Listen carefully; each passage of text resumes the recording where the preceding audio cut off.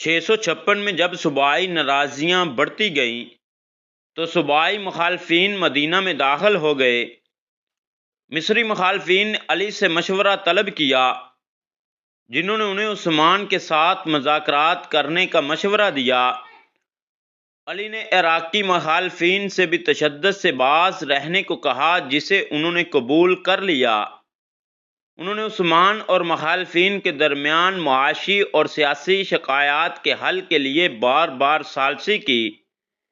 خاص طور پر علی نے پہلے محاصرے کے خاتمے کے لیے ایک معاہدہ کیا اور اس کو ضمانت دی۔ انہوں نے عثمان کو عوامی طور پر توبہ کرنے پر بھی آمادہ کیا، لیکن خلیفہ نے جلد ہی اپنا بیان واپس لے لیا۔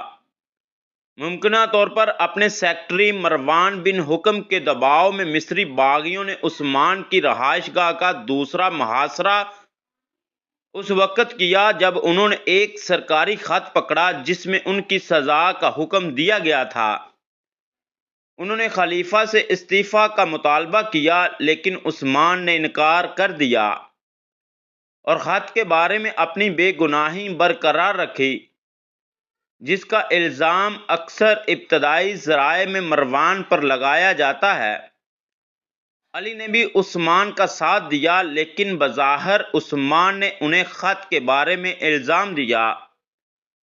شاید یہی وہ وقت تھا جب علی نے عثمان کے لیے مزید مداخلت کرنے سے انکار کر دیا، جنہیں جلد ہی مصری باغیوں نے قتل کر دیا۔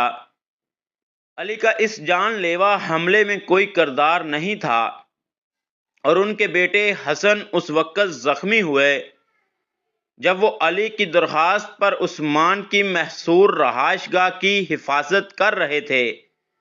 انہوں نے محاصرے کے دوران باغیوں کو عثمان کے گھر پانی فراہم کرنے پر بھی آمادہ کیا۔